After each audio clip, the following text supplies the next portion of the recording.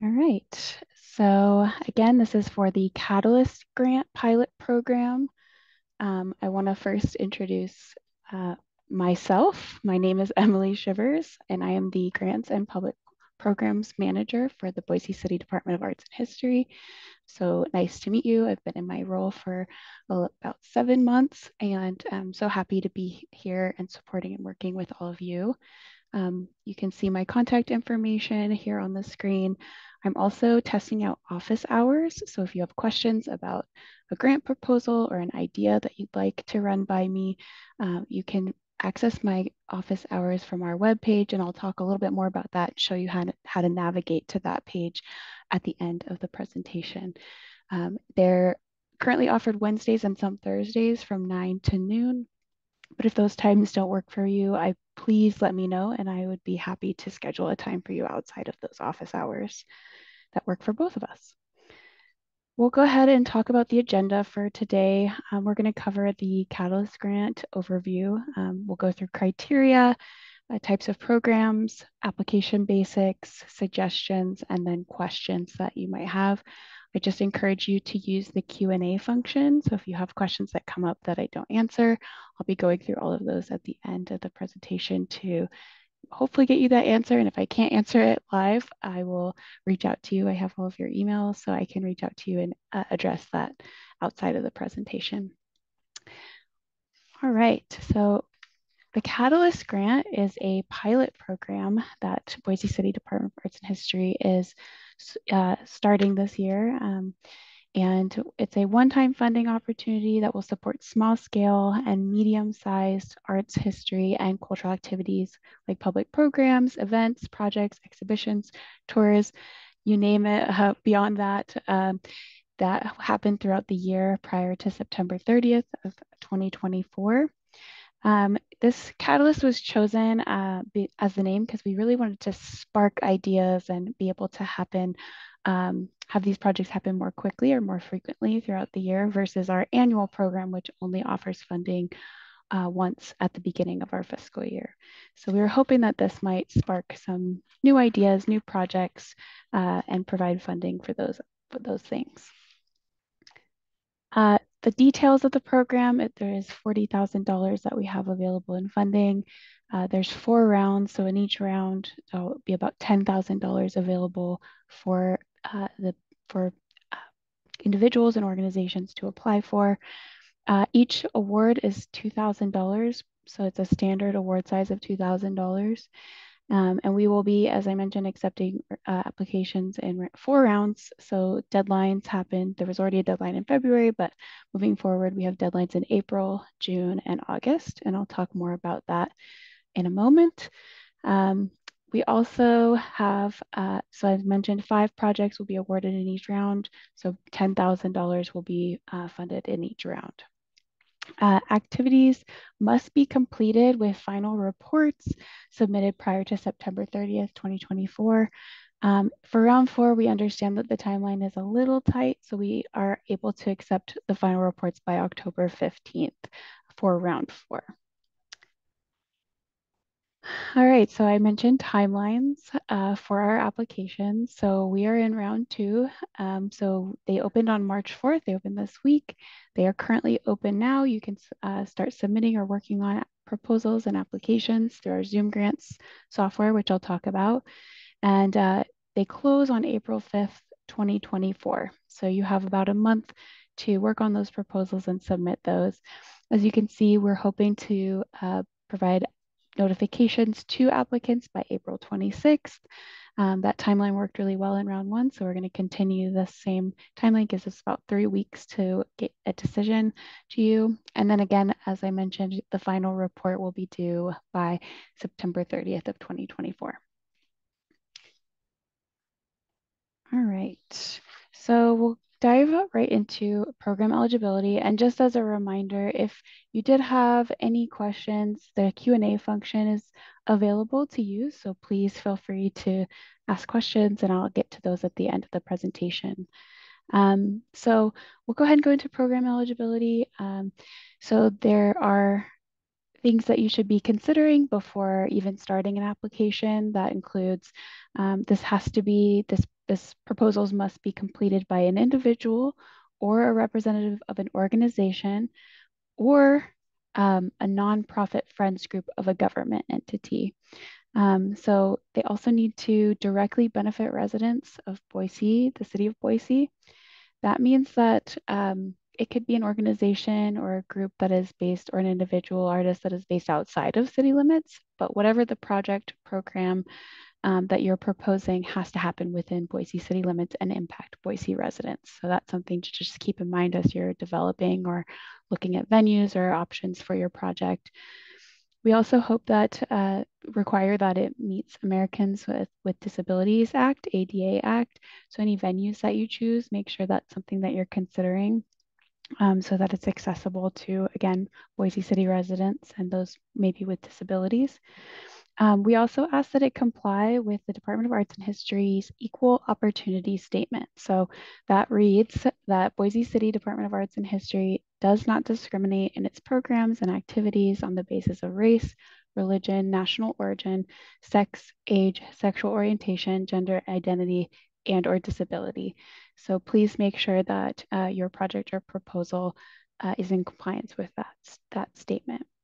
And finally, we do require that in order to be eligible for the grant program that you include the approved budget template. I will be talking about that in just a moment to give you some tips, tricks, run through that, what it looks like so that you can be successful in including that. But we do require it before you can move on and be scored by our panelists. All right, so we'll go ahead and jump into budget, as I just mentioned. So the first page of the budget template really talks about the expenses for your project. So we just ask when you look at the template, please don't change any of the headings. Those should be broad enough that they fit with any project that you might be proposing for this program. You don't need to fill out every column or row if it doesn't fit with the scope of your project. Only fill out those expenses that apply. So for instance, if you aren't having any technical or production involved, you don't need to put a number there. That's okay. But for instance, if you're maybe renting a venue or working with an organization, you would put a number in that column. So don't feel like you need to fill out the whole thing with every column, just those that are relevant or pertinent to your project. We are looking for cash, so cash expenses. So that means those things you have to pay for directly. So you're paying for a venue, or maybe you're paying for a historian or an artist to do something with your project. Those are things that you're paying cash for. In-kind and volunteer, that's going to be expenses that you would normally pay for, but maybe they're being donated to you or someone is volunteering hours for that project. So please keep that in mind and please track those in-kind or volunteer hours. And we give you a guide. So for 2023, the rate of pay for a volunteer hour based on the independent sector, which is where we pulled it from, is $31.80. So please be tracking that time, tracking those in-kind donations, and adding it into your budget so that we can see kind of the full scope of what expenses and what's being donated to your group. Any other expenses, use these rows for expenses related to your project that maybe aren't reflected in the descriptions here. So you could change, or you can add the number and then in the description describe what that cost is associated with. And I do recommend try to be succinct and clear, but also we do appreciate descriptions. The panel, who I'll talk about, who reviews all of this, but the panel really appreciates clear descriptions that help them understand where funding is coming from or what you're paying for.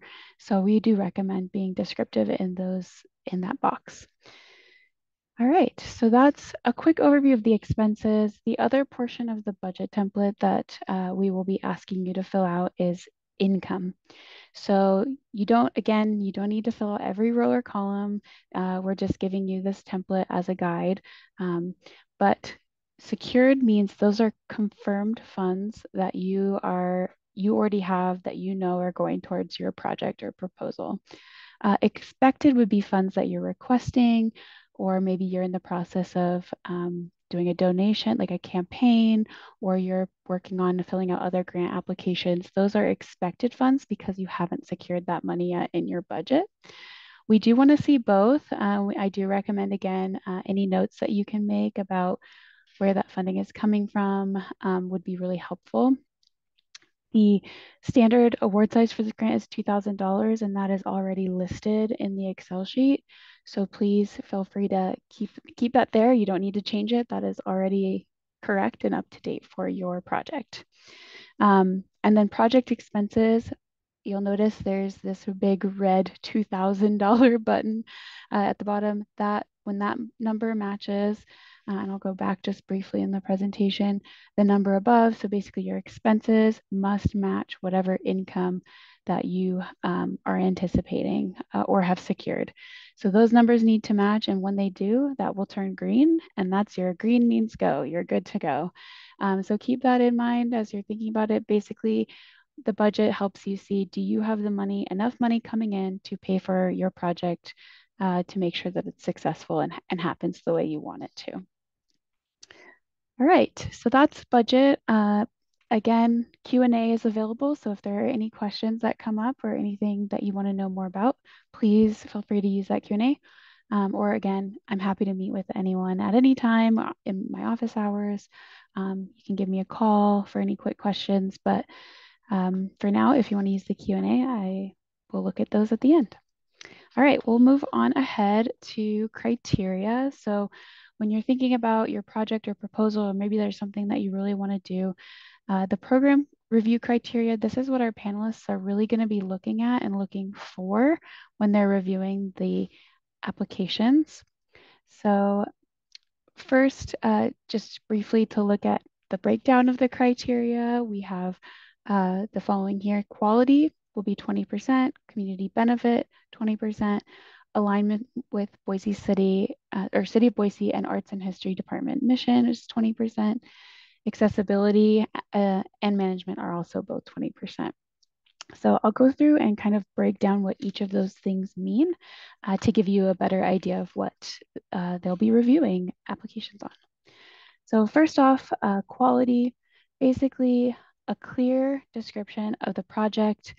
That includes its historic, artistic, or cultural components and details, how exactly the funding is going to be used. So we want to see that clear description of your project overall. We also want to see, when it comes to quality, biographies that describe the background, experience, and training of the people included in your application, who will be relied upon for that expertise, whether it be artistic or historic or cultural. And I should be clear that expertise can look a lot of different ways. It doesn't always have to mean a PhD. A lot of times it doesn't mean a PhD, but it can. But a formal education is one way. It could also be information that's been passed down from generation to generation in a community or a cultural group. It could be jobs, apprenticeships, internships, any sort of non-traditional setting where you gain a lot of experience. That could still be someone that would be considered an expert in an area. So these are all the things that we'll be looking at when it comes to the quality of the application and the project itself. When going to community benefit, they'll be looking at how are you describing or how are you showing the benefit for Boise residents? Again, that's one of the eligibility requirements, is it has to benefit Boise residents. And we want to see how it's contributing to the cultural community here in Boise. So why is your project meaningful? What does it capture what drives the project and why it is important? And then also, who is it important for? So not just Boise as a whole, but it describes the types of audiences that you're planning to attract through the program or that you want to be involved with your project. So that also includes how you're going to get them to be involved. So marketing and how you plan to reach those audiences to make sure that your program is successful. All right, and then mission alignment, I mentioned, we hope that it is bringing together people from all parts of Boise, potentially outside of Boise, but and builds positive relationships that ultimately help create a city for everyone. And if you're interested in learning more about the city of Boise's mission and vision statements and goals, you can visit the City of Boise website and learn more about those. But for this project, that's really what we're looking for. In addition, it needs to clearly align with the Department of Arts and History's mission to cultivate a distinct sense of place, which reflects Boise's rich past, diverse communities, and unique natural settings. So thinking about how your project really, creates a city for everyone where everyone feels included and it's accessible, and also really highlights what makes Boise special, whether it's its cultural components, its history, its artistic kind of uniqueness. So think about how your project might align with those things. All right, and for accessibility, I should be clear that this is, for the purposes of this grant, this is what we'll be looking for when it comes to accessibility. Accessibility can mean a lot of different things, but for us, we're looking at, is this project affordable? Is it free or low cost, meaning $20 or less per person to attend? That's what we're looking for and is most appropriate for this grant program. So we also would be looking at, are there scholarships or financial aid offered to reduce the cost for people who may need that? So there are a lot of ways to make a project or proposal affordable. So keep that in mind as you're developing the budget and developing kind of what that scope looks like. Also, we're looking for programs that are inclusive. The project hopefully offers some kind of accommodations or services such as hearing or vision, physical accessibility, language translation, and again, as I mentioned, scholarship or financial aid. So we're just looking for ways that you're intending to make your project more accessible to the community at large. So that's for the terms of this grant, that's what we'll be looking for. And then we have management. So, and I think this is the final one that we're looking at. So we really want to see the people who will be responsible for kind of the project management, who is going to be planning and doing the logistics. We're looking for things to be thought out, like, do you need a permit or a license or an approval before you do an event at a certain venue? So we're looking for also timeline. What needs to happen when? And we also recommend thinking about it kind of month by month in preparation. If your program's happening really quickly, maybe week by week, what you're working on to make sure that that project and all of the goals and things that need to happen prior to that project are fulfilled and happen. So we're looking for that. And then also, as I mentioned, we are requiring you to use the budget template, but we are looking to make sure that it's a complete and balanced budget, and that you have added enough detail so that the panelists can understand where money is going, as I mentioned, how money is being spent and where that money is coming from. I will say that for this grant, it can be, the $2,000 can be the full, like let's say your budget is $2,000 and we're the only source of funding for this grant, that is okay. Our annual program grant that will be opening in a few months. That one we do require that our organizations or individuals, that this funding only makes up 50% of the overall budget, but for the Catalyst Grant Program, this can be the only source of funding for your project or program. So you don't need to worry about any matching from any other organization or from your own budgets. So please keep that in mind as well. All right.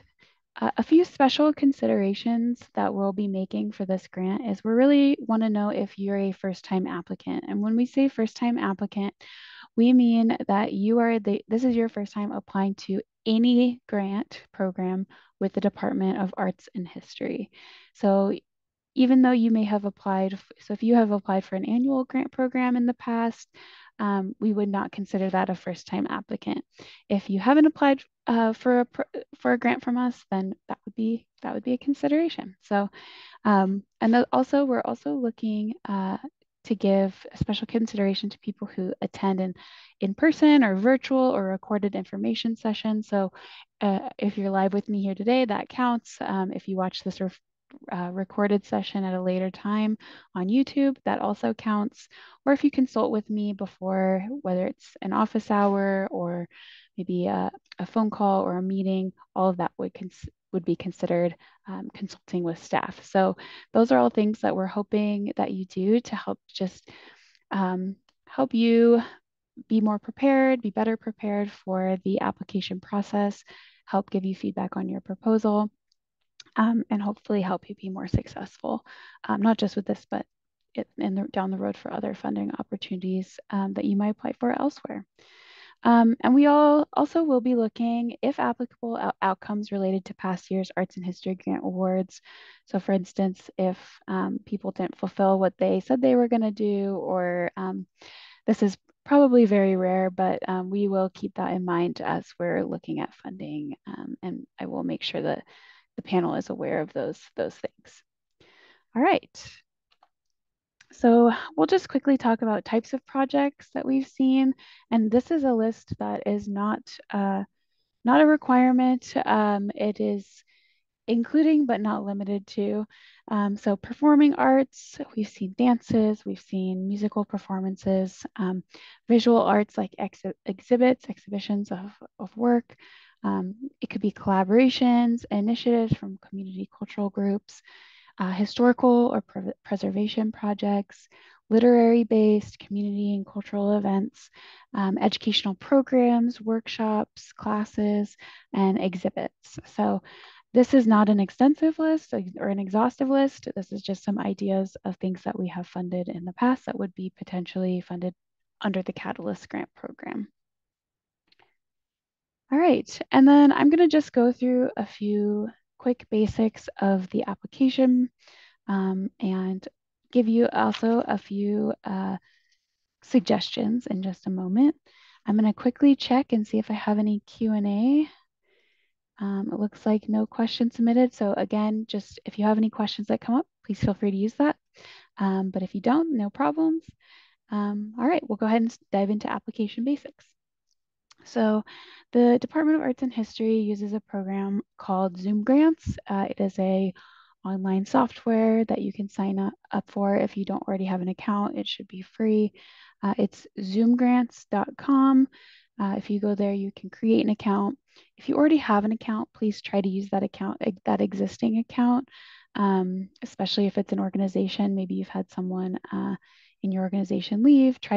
Reach out to me. I can direct you to the right place, but most likely I cannot see account information.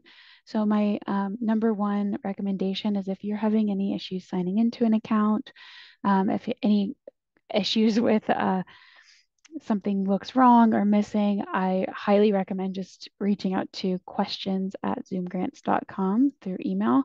And they have been super quick and super great to work with. I've heard from people who have had issues that have gone through their email that they get resolved within a day. So that's my recommendation. I cannot see your accounts. I cannot reset any passwords. That has to go through Zoom Grants, but they're pretty great and their customer service has been pretty great.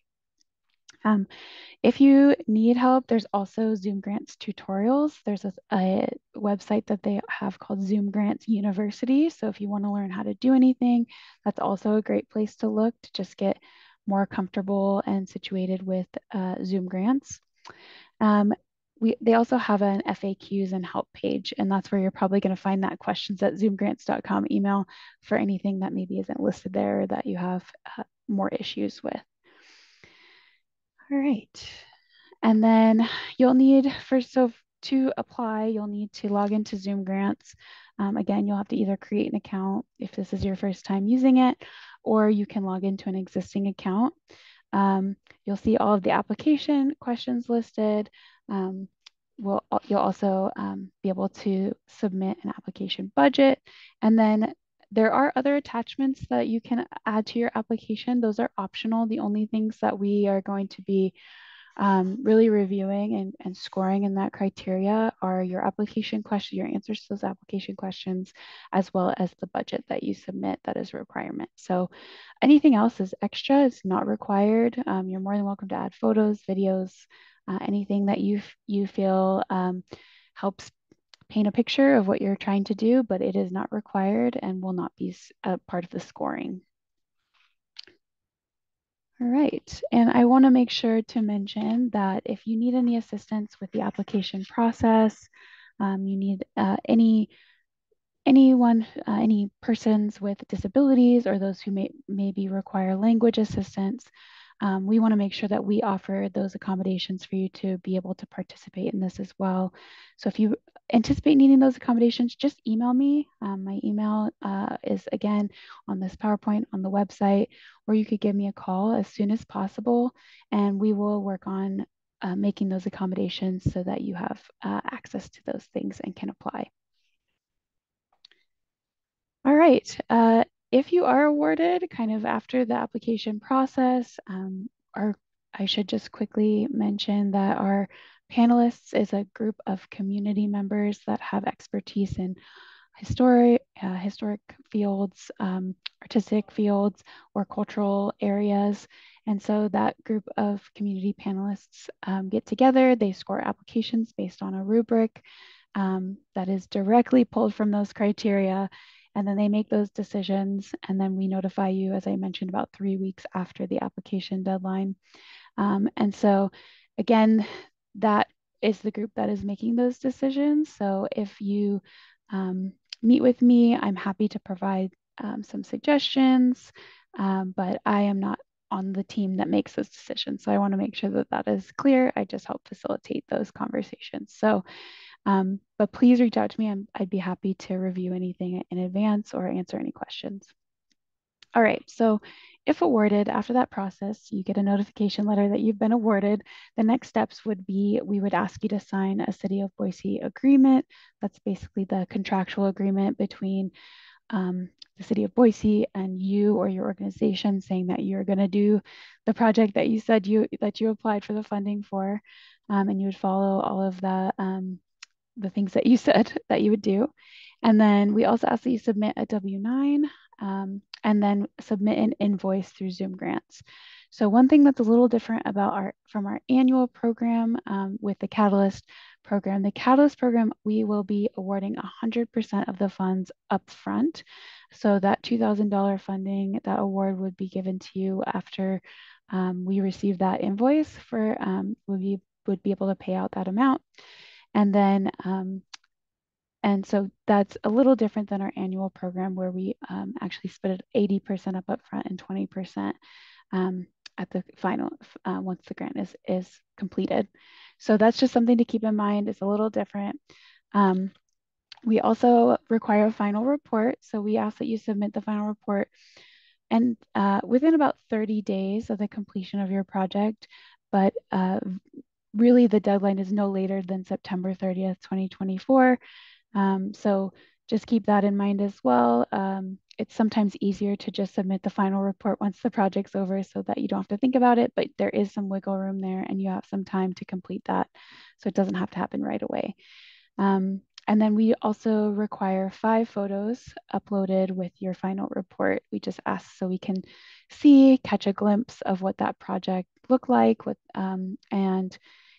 we love seeing photos of people enjoying, if it's an event or an exhibit, that we love those kinds of photos and seeing what you guys are working on and the completed event or the final event.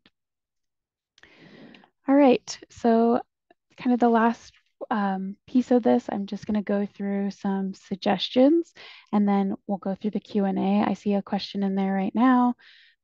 Just click it, make sure. So I will take a look at that in 1 second and answer that question in 1 moment. We're almost there, but if you have any other questions, please feel free to add it there as well. So for suggestions, first off, for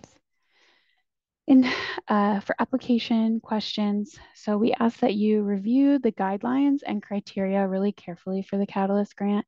You can find the guidelines online, and especially things that maybe are restricted from funding, we really recommend you just look through that list and make sure that there's nothing that is a part of your proposal that is listed in that what is restricted from funding.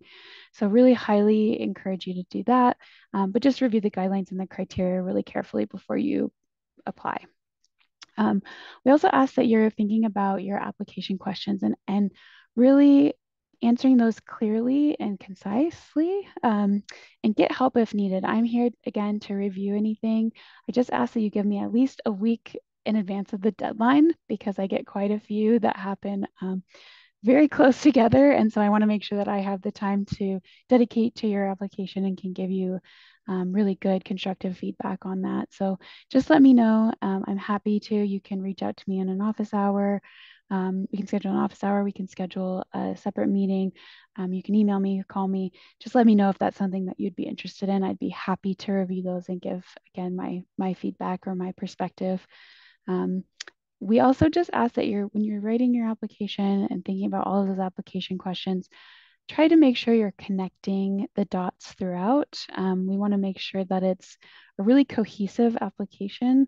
And hopefully the questions are written in a way that you're just answering different aspects of a single project, but make sure that you're connecting the dots throughout that application, that this is who you're reaching and this is why. And so that's my recommendation, is keep that in mind. And also, great way to kind of frame or word your application is thinking about what will happen versus using words like might or maybe or could. Those words can sometimes read as very hesitant, whereas what will happen can be more direct, and it reads a little bit as a stronger application for our panelists. So that's just a quick recommendations from me.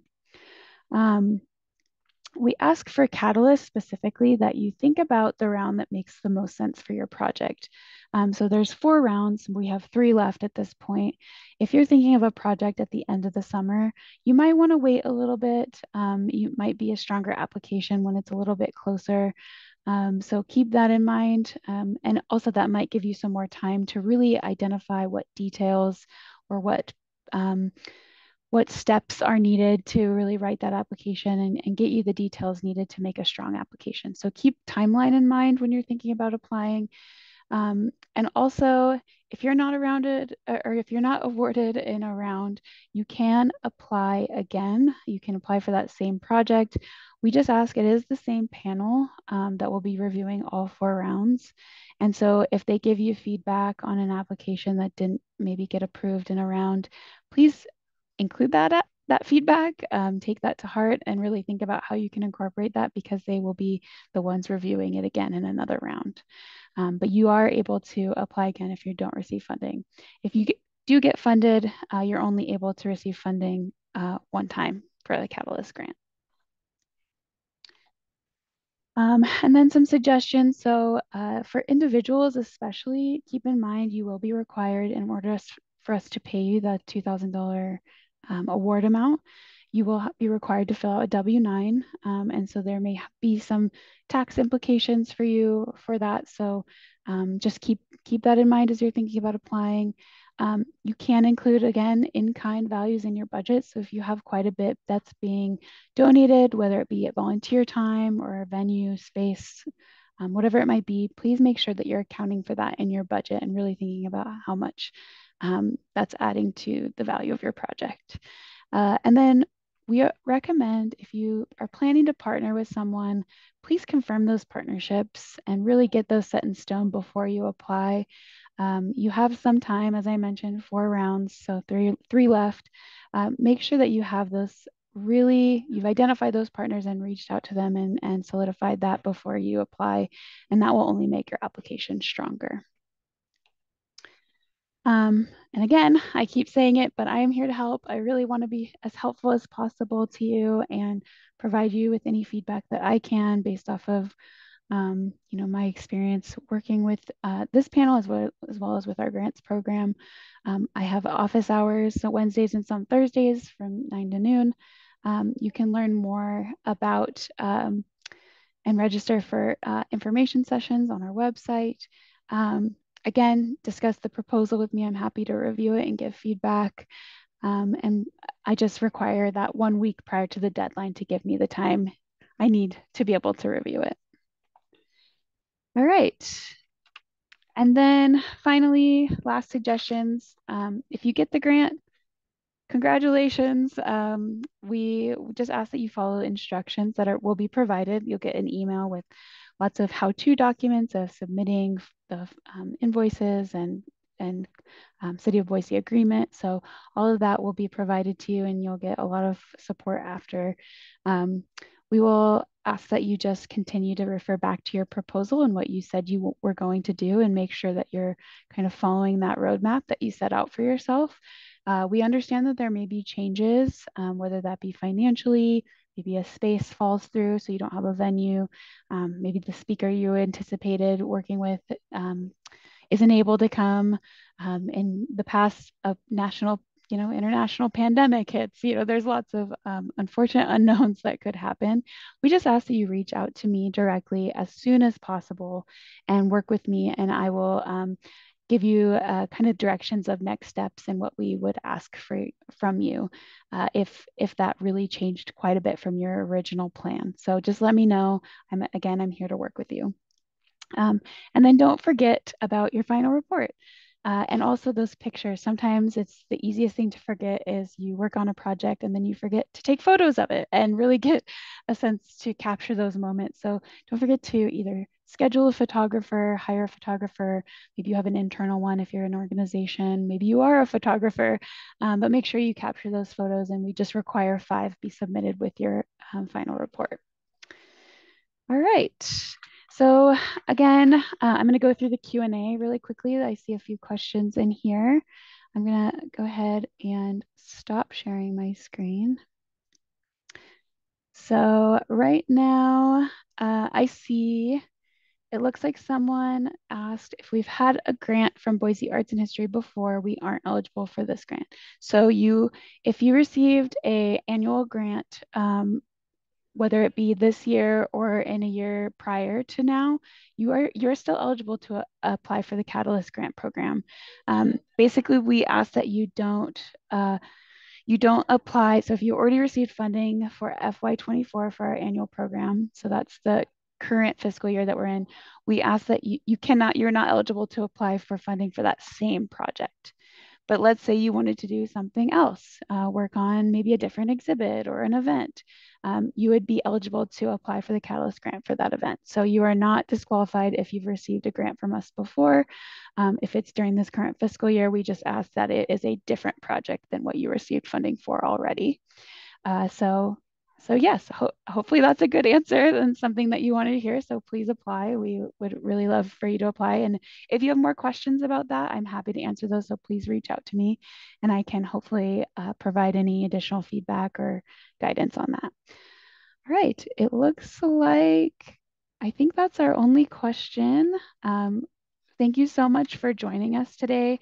I am quickly just going to share my screen one more time and show you where you can find all of the information I just talked about on our website. So if you go to our boiseartsandhistory.org, you'll see Catalyst Grant right on the main page. You can go ahead and click on that tab, that tile. And if you scroll down, you'll see all of the information that I just shared with you, whether it be the guidelines, where you can access the application, where you can see information about office hours. And here is the place where I'll be putting the recording shortly for anyone who missed it in live. Book a meeting with the grants manager. There's also templates at the bottom. So we have our W-9 template, our budget template that is a requirement as a part of your application, and then the guidelines again. And my email and phone number are on there. So please reach out to me if you have any additional questions. But I just want to thank you all so much for joining today and look forward to hopefully working with you and reading through your upcoming applications. So have a great day and thank you so much.